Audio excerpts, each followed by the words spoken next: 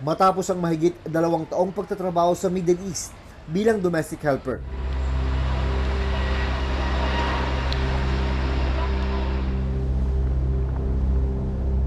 Nakauwi na sa bansa ang 34 na taong gulang na si Leslie Gay Diaz. Pero imbis na sa kanyang bahay sa Basilan siya umuwi, idiniretso siya sa isang ospital sa Zamboanga City para gamutin ang mga sugat sa iba't ibang bahagi ng kanyang katawan. Si Leslie kasi, biktima raw ng pang-aabuso ng kanyang among babae sa Saudi Arabia. June 2022, nang magdesisyon siyang magtrabaho sa Saudi Arabia bilang domestic helper. Naging maayos naman daw ang kanyang unang taon sa kanyang pamamasukan. Pero sa ikalawang taon, doon na raw nagsimula ang pananakit sa kanya ng among babae. Yung pananakit ang inabot mo sa kanya? Pagplansya po sa aking braso, pagtukpo ng sisa sa ulo ko, pagtusok sa aking mata, pagsunog sa aking dila, pagtusok-tusok sa likod, inadyakan, hinila po sa hagdan, sinasakal po ako hanggang sa nawalan po ako ng mal. Sa 2 taon, ilang beses kanyang sinaktan sa pagkakaalala mo? Madami po, halos araw-araw po. Ang ibang sugat na tinamo ni Leslie, nag-iwan pa ng panghabang buhay ng marka sa kanya. Kuha ang litratong ito noong 2021 bago siya umalis papuntang Middle East. Pero ngayon, halos hindi na makilala si Leslie. Tadtad ng mga sugat ang kanyang ulo, kaya kinailangan siyang kalbuhin para mabilis na maghilom ang mga sugat. Kapansin-pansin din ang mga peklat sa kanyang braso at kamay na epekto naman ng pagpaso gamit ang plancha. May mga peklat din siya sa likod, tiyan at lieg dahil sa pananaksak ng gunting. Kinailangan ding tahiin ang kanyang ulo matapos siyang pukpukin ng amo. Ang masaklap pa, tinusok din daw ng sitya ng kanyang amo ang kaliwa niyang mata, dahilan para siya ay mabulag.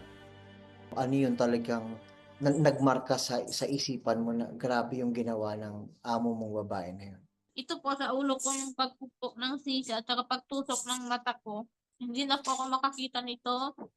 Bulag na po. Anong sabi sa'yo ng mga doktor dun sa injury mo sa ulo? Medyo may fracture lang sa ulo at saka dito sa bibig. Malaking palaisipan daw sa kanya kung ano ang dahilan ng pananakit ng amo. Bakit siya ganun ka-brutal sa'yo? Hindi ko po alam sa kanya kung bakit nakaganoon po siya. Bigla na lang po nagbagong pagbasok ng 2 taon po nagsimula na yun pananakit sa akin. Dahil sa pagmamaltrato sa kanya ng babaeng amo, December 2024, nagdesisyon si Leslie na humingi na ng tulong sa amo niyang lalaki. Sabi na sa akin, o sige, sa 2 weeks i-cure kita, pagaling ka, tapos papauwiin kita dito sa Pilipinas. Yun po ang sabi ni Sir. At nito lang January 27, nakauwi na ng Pilipinas si Leslie. Nang amin siyang makausap nitong nakaraang linggo, 1 buwan na siyang nagpapagaling sa isang ospital sa Zamboanga City. Sino ang sumasagot dyan sa gastusin mo sa ospital ngayon? Ano po, humingi po kami ng tulong sa gobyerno. Gaano na kalaki ang hospital bill niyo? Ano na po, 100 plus. Sa gaano katagal na pamamalagi dyan? Ano po, nagbayad na po kasi kami ng nag-down payment na po kasi kami kasi mahigit 300,000 na po. Pinaplano ni Leslie na magsampa ng kaso laban sa kanyang employer.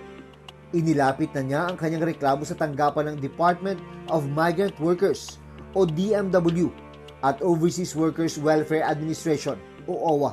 Anong gusto mo ngayong mangyari doon sa amo mong babae na may gawa sa'yo nito? Di, parusahan siya.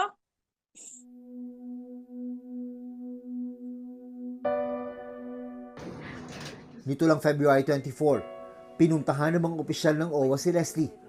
Naabutan nila ang kalunos-lunos na sitwasyon ng ginang. Nagpaabot na rin sila ng tulong pinansyal at nangakong tututukan ang kaso ni Leslie para makamit ang hustisya.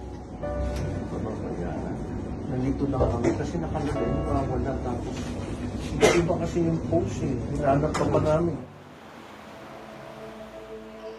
Samantala, Sinubukan namin kunan ng panig ang recruitment agency na nagpaalis kay Leslie patungong Middle East. Bagamat nakarehistro ang agency sa Philippine Overseas Employment Agency o POEA, inabutan naming nakakandado ang kanilang opisina nang aming puntahan ang kanilang address sa Pasay City. Sumunod naming pinuntahan ang kanilang opisina sa Quezon City. Hindi nagbigay ng panayam ang recruitment agency